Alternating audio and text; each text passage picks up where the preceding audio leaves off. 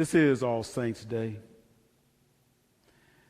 The ghosts and the goblins and everybody else just went around like nobody's business yesterday. On Friday or Thursday, we had a young man in the parking lot that had on his goblin outfit, and he was chasing Greg Price from car to car. I mean, it's just, we're losing this touch. It's now Halloween becomes this day where more people are celebrating and everything, and we are forgetting about All Saints Day, today where we celebrate the relationships with those of us who are departed, truly saints, those of us whose very lives leaves us a message of hope, those who have overcome. True saints, grandparents, great-grandparents, loved ones, true saints who left a legacy of hope, who said a kind and good word about you. For I recall my grandmother who prayed for me, my grandmother who taught herself how to read by hearing the preacher and then going back with the Bible and having someone in church pull open the Bible and put their finger where the Bible scripture was, and she would go back and try to read it, and that's how she taught herself how to read. And this is how I learned what Christ was about, through the love of my grandmother, and truly a saint. And for those of you who helped me move, you know I love tools, and I want you to know that I love tools so much that my grandmother was directly responsible for this love, because she gave me a little toy set, a little plastic toy set. And I want you to know that as the story goes, I embraced that toy set with just great fervor. I love that toy so much, to the point where it was told of me that my grandmother was taking a nap, and I took that little plastic hammer and I popped her right upside the head.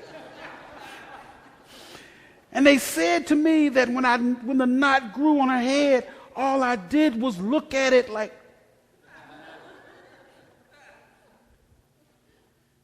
True saints, people that have prayed for you, people that have left you a message of hope. For life is about overcoming, and the story of Job is about overcoming your biggest challenge. For Job lost everything, and I mean everything, yet he overcame. And we too can overcome whatever life presents itself. We can overcome whatever it is. We bring and attract whatever we need to summon up within us, so that we can claim that once we ask, it shall be done. Once we ask, it will, it shall be done. Turn to your neighbor. Whatever I ask of God, it shall be done. It will be done.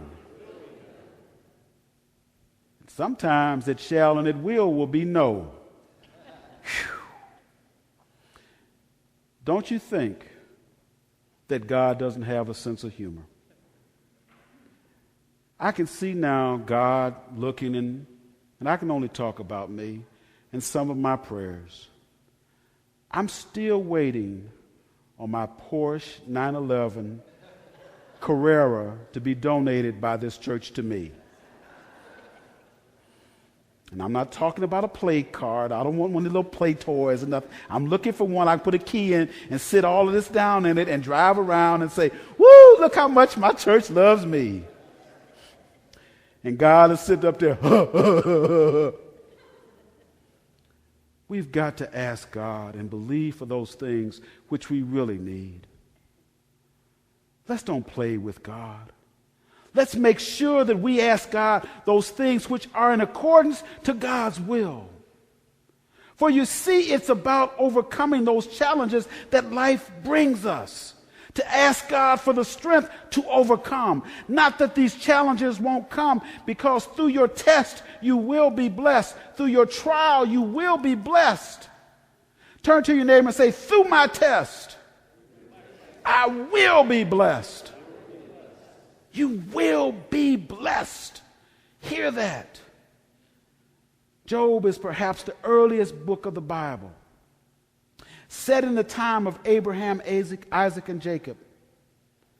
And hear the good news. If you go to the end of the story, you see that everything he lost, he received twice as much. And the very end, it says, he died old and full of days. In the Hebrew, his title means persecuted one. In Arabic, it means repentant one. Big difference if you live a life that you think that you're being persecuted versus if you live a life knowing that all you need to do is be repentant, to do those things which you know are not right. You know what you're doing. You know what you do to yourself. But you have not done anything to bring forth the trials and tribulations. They just come. It just came to Job. There's nothing you didn't do or haven't done or should have done. You know, it's all about what comes to you and your reaction to it. And our scripture says, says, I will seek God. So when something happens, something tragic happens in your life, the first thing we must do is seek the God. Seek the God in it. Why am I going through this? God, what is my lesson? Why am I having this trial? Help me to overcome.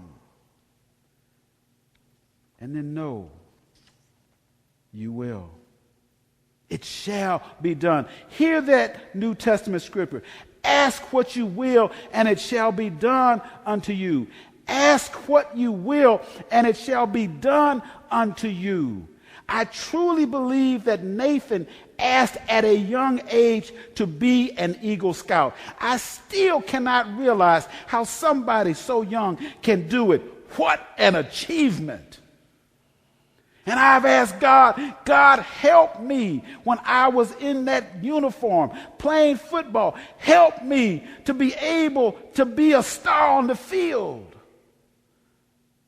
And I truly was a star on the field. The 4 times I got to play part-time, not even for a full game. But I was a star in my own right because I heard the crowd yell.